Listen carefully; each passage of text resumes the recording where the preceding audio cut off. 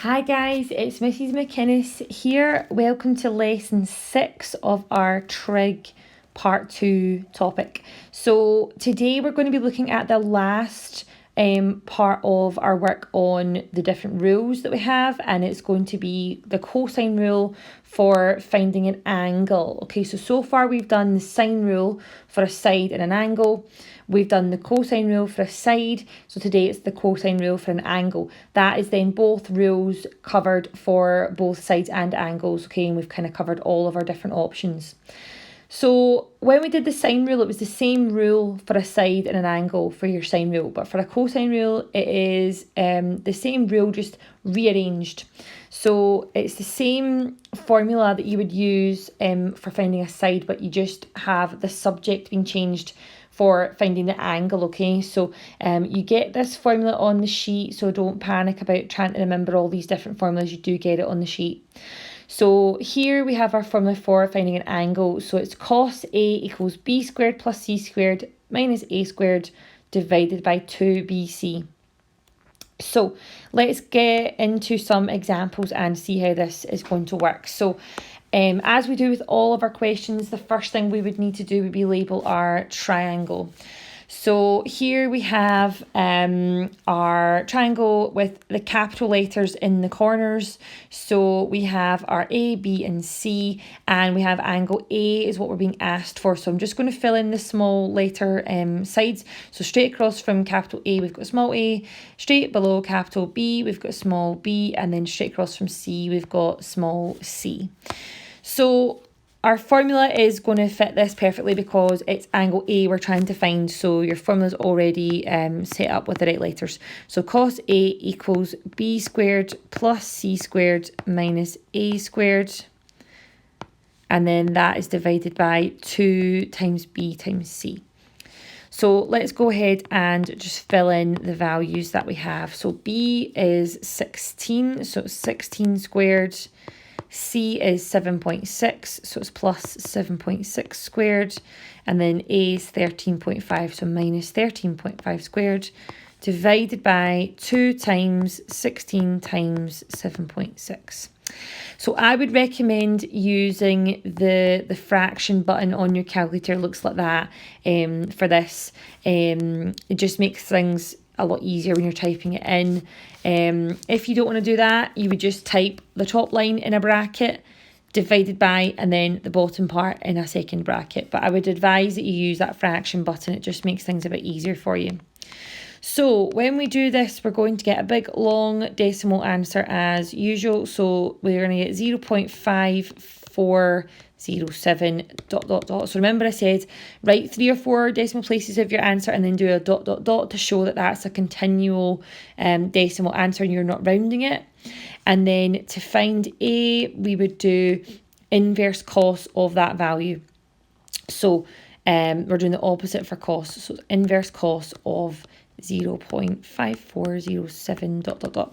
Remember I said to you would do inverse cos and then use that answer button on your calculator to get that full answer put into the calculation. Just makes your answers as accurate as they can be. So here for our final answer, we're going to get an answer of, I'm going to go for 1 decimal place here, so 57.3 degrees. You could just write 57 and go for the nearest whole angle as well. If the question doesn't specify, either the nearest whole angle or 1 decimal place would be absolutely fine. It's up to you. Okay, so the cosine rule is quite a nice one for finding an angle because it is the only case where we have all 3 sides filled in the triangle. So it's quite an easy one to recognise that that's the rule you're using. And the more you do these questions, the more you'll get used to what rule you use in what scenario. So we'll do one more example of this. So here we have find the size of the angle labelled X. So because we've got an X on the picture, I'm going to go for X, Y and Z as my letters. If you want to do A, B and C, that's absolutely fine. It's really up to you. I'm going to go for X, Y and Z. So if we start off labelling the X that's on there already straight across would be small x, and I'm going to make this corner Y, Y, and then the other corner a Z and a Z. So your standard formula is cos A equals B squared plus c squared minus a squared over 2bc. So to make this fit my letters on my picture, it's going to be cos x, and then it's the other two letters first, so y squared plus z squared minus x squared over 2yz. So remember, if your letters are different, make the formula fit the letters on your picture. It just makes things a bit more simple when you're putting the numbers in, that you know they're in the right place.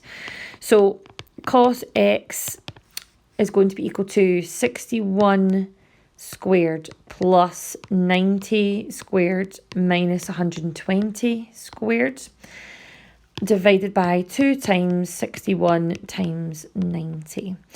So here is where this example gets a bit different to the previous one. We're going to get a negative number here. We're going to get negative 0.2348 and so on.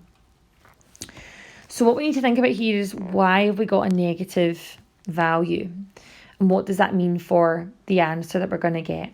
So we know from solving trig equations that we don't put in the negative. So when we do this line where we write inverse cos, we don't put the negative.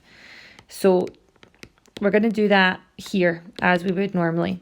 What I would do is, on the calculator, I would just multiply your answer by -1 to turn it positive, then do shift cos answer, so that full big long decimal number goes into your calculation. So here we're going to end up with an answer of 76.4 degrees. That is my related angle. That is not my answer. What we need to think about now is our cast diagram. Okay. If cos x is a negative number, we would be concentrating on the quadrants where we have a negative for cos. So that would be this one and this one. Now, in a triangle, your angles in a triangle can never be bigger than 180 because that's a straight line. So we can already ignore these bottom two quadrants, because your angle can't be any bigger than a straight line, because then it's not even in a triangle anymore, it's a straight line. So that means that our answer is going to be in this section here. And we've seen this now a couple of times where we have this answer in this S quadrant, which is telling us that the angle is an obtuse angle. So you can tell that from that picture that angle there is obviously bigger than 90. So this question is telling us that we have an obtuse angle. So for my answer for x, I'm just going to do 180 minus 76.4, which is going to give me 103.6 as my angle for x. So if you get a negative value in these questions for your cosine rule for an angle, your mind should start to think, okay, negative for cos, it's going to be an answer in that S quadrant. That means it's somewhere between 90 and 180. So it's an obtuse angle. So that's all that is meaning in those questions. Okay. So the questions I would like to do for this lesson are as follows. It's page 32. Now, in these questions, there are two of these that give you a negative, which then means it's an obtuse angle. So it's going to be 1D and 2G. These two are obtuse angles. You can tell that from the picture, but you can also tell it from the fact that you'll get a negative value for cos x. So both of those things will tell you it's an obtuse angle. So all you have to do is 180 minus your answer. Okay, so I'll give you that kind of pointer here before you start your questions. So if you have any problems, come onto the Teams page and ask for help. And as I've always said to you, mark your answers from the back, then send me the pictures of your work so I can keep track of how we're doing with this last bit of these trig rules. All right, thanks very much for listening, folks, and I'll speak to you in the next lesson. Bye now.